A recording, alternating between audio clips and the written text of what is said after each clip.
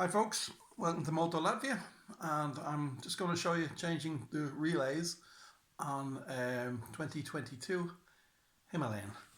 So I've already taken the side cover off just to show you the one that's there for the starter, for the fuel pump, and I'll show you the other four on top. So 4 on top, 1 on the side, and I'm replacing them with Bosch relays. So I'll just show you one to, and I'll just give you a quick look at the amount of grease the factory uses on these, which leads to problems, connection problems, and really take them out, clean them, put some proper electrical grease on them and put them back in, and you probably save yourself some problems in the future. Okay, I'll just turn the camera around and I'll show you what we're looking like at the moment. So I've taken the side cover off. That's your relay for the fuel, for the fuel pump. That's the fuel pump relay. Okay, that one in there. That's the job there. You can pull that one out. I've already taken that out and cleaned it, but I haven't replaced it with the Bosch one yet. I won't show you this one because I can't do it with one hand. I'll show you these ones. So there's the other four go in here, and wow, I mean, look at that. Look at the amount of grease the factory put in there. It's ridiculous. It's crazy. So what I do is I get them out, a small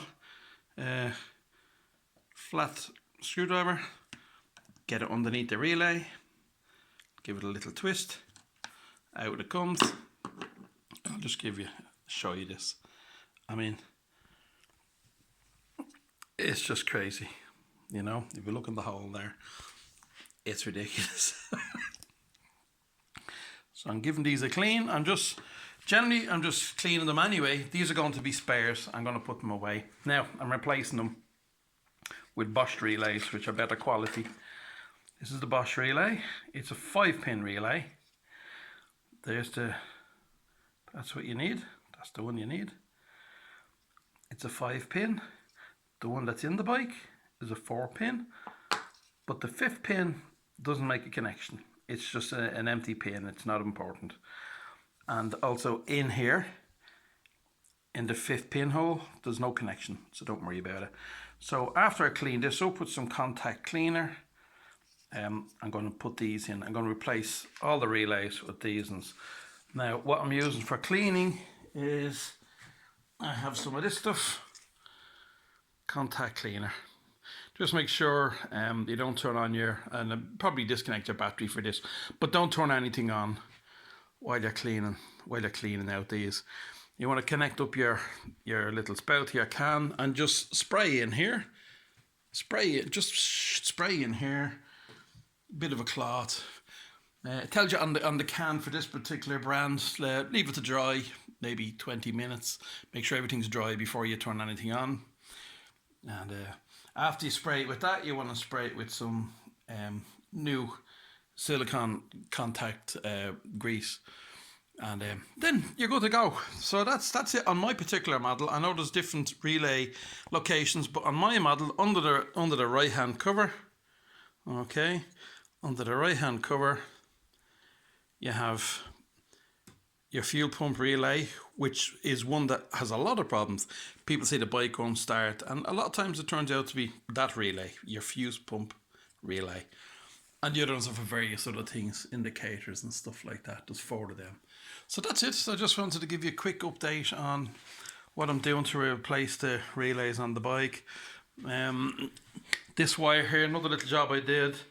This wire here connects up here.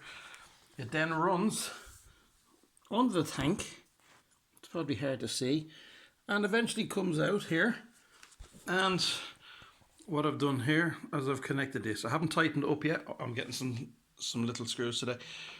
That mounts there, and that's for powering a sat nav or for charging a phone or whatever. Now, so what I've done is I've drilled through here to mount it, and after I've mounted it, I'll put my Royal Enfield side piece back on, and everything's hidden. So that's a good mounting place there, and I can run a cable up there to my sat nav or my phone or whatever I happen to have in this bag. So that was another very simple job. I ran a cable that actually has an inline fuse, just for safety, because you have a main power cable traveling under the tank, and I don't like power cables that aren't in a rat loom like this. So it's a fairly heavy cable, but just to be safe, use a fuse. Don't just wire it up without a fuse. Safer to have a fuse.